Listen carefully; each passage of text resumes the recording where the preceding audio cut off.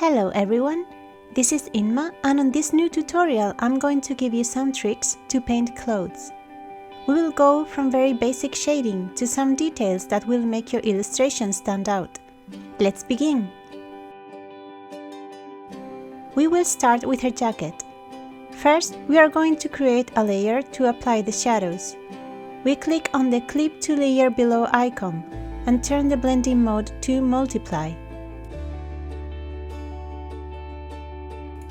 I'm going to use mapping pen and a dark color to create overall big shadows. I will work on the details later. The darkest parts are her shoulder because her bent arm projects shadow over it, the inner side of her jacket, under her arm and the back of the jacket.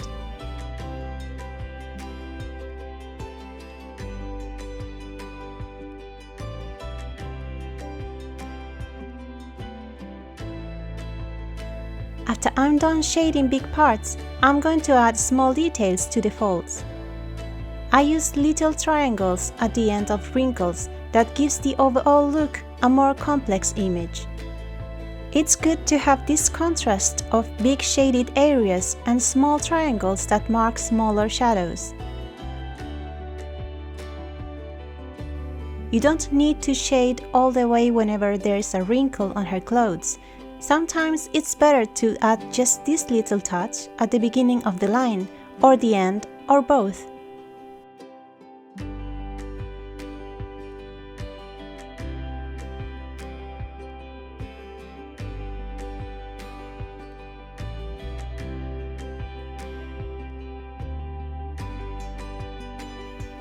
Next, I will use the transparent color to erase some parts of the shading, so it looks more detailed. To do this, I take edges into account, the edge of a wrinkle, the edge of her collar, etc. I ended up with a nice coloring with light colors, but I need the coloring style to match her hair and skin, so I'm going to give it a more watercolorish feel. I lock the transparent pixels of the layer in Multiply blending mode. I select white and I start lightening some parts of the shadows with the opaque watercolor brush.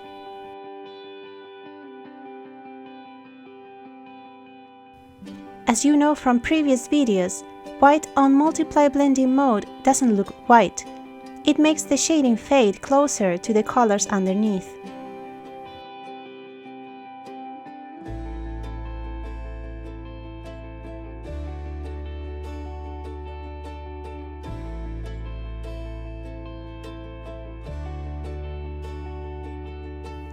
I lighten up some edges around her shoulder because even though the part is in shadow, there is some reflecting light. Remember that light can either be direct when it hits a surface directly, or reflected when it bounces off some other object. That's why sometimes you see light coming from the back of an object even though the light source is in front of it.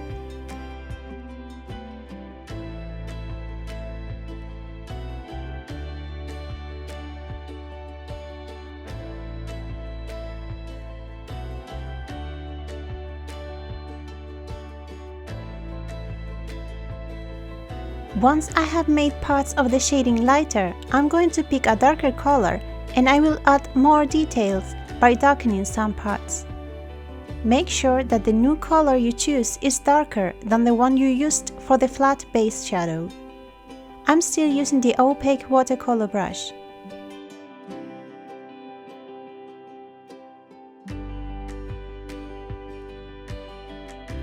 Now I want to blur some of the shadow edges. I unlock the transparent pixels for the shadow layer and I'm going to use the blur tool.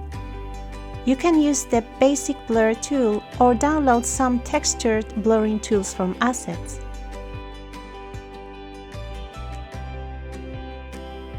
Blurring some of the edges will increase the watercolor feel of the illustration.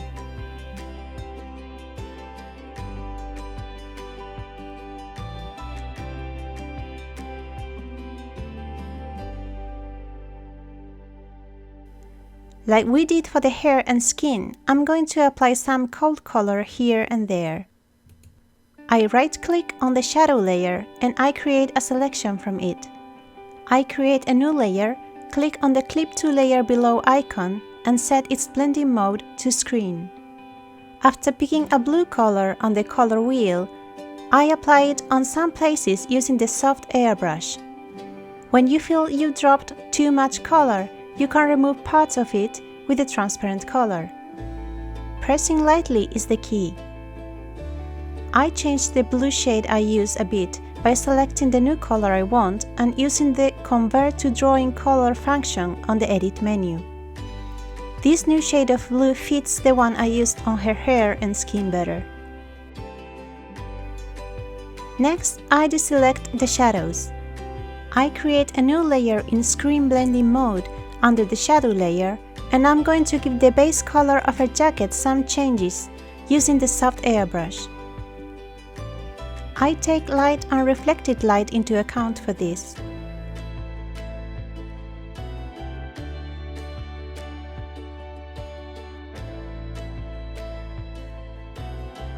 I create a new layer in Multiply Blending mode and darken some other parts. With these changes, it will not look so flat anymore.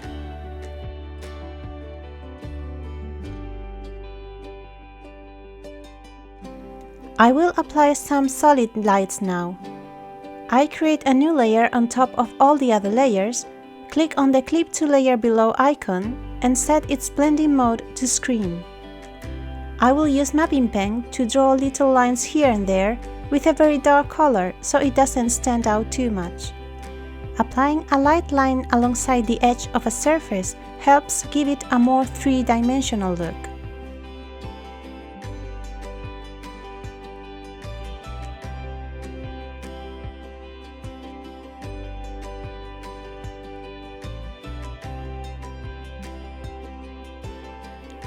If you apply too many lights, it will look like leather or some other material that reflects light a lot. Make sure to decide on the kind of fabric before doing this. I'm done with her jacket and now I'm going to shade the rest using almost the same steps. For her shirt, I'm using a light color for the shadows because the base color is very pale already. I like shading yellowish surfaces with pinkish shades. After I have the solid colors, I use the opaque watercolor brush to soften some parts.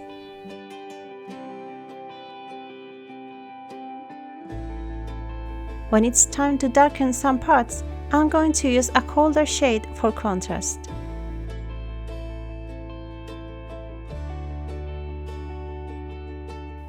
I blur the edges like I did before.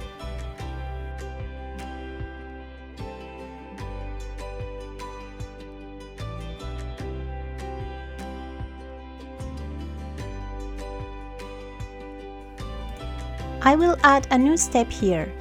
I want to soften parts of the shadow, so I will create a layer mask.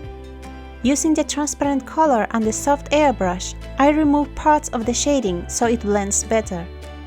When I apply solid color over the layer mask, I get back parts of what I hid.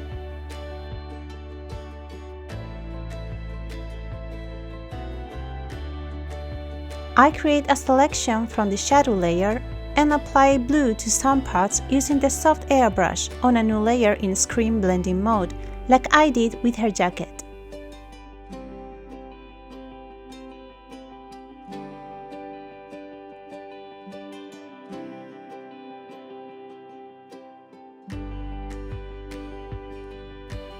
Lights are applied using mapping pen on a new layer on Screen Blending mode, but because the base color is so light, it's hardly noticeable. It's time to follow the same steps for her skirt. The only difference here is that I will not apply a cold touch in Screen Blending mode because the overall look of the skirt is cold already. What I will do instead is to create a new layer to paint some skin transparency at the bottom of her skirt using the soft airbrush and picking up the color with the eyedropper. I proceed to follow the same steps for the remaining parts of the illustration, which are the accessories on her hair, her tights, and her shoes.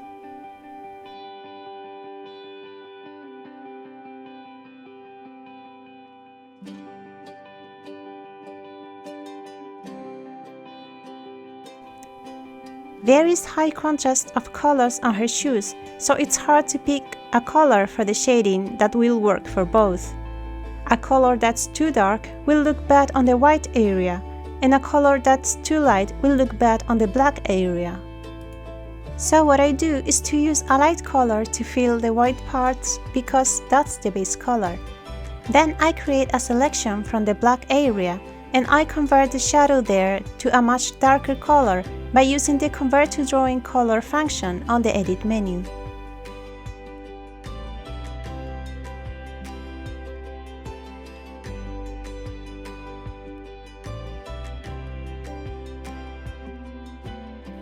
Last but not least, I select all the layers that make the character and create a selection from them.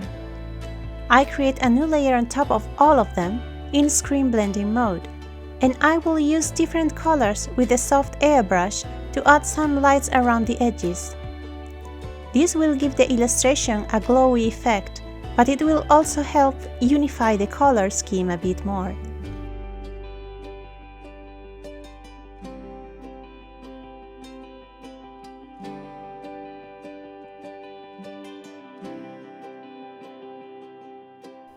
And that's it, we are done with this illustration.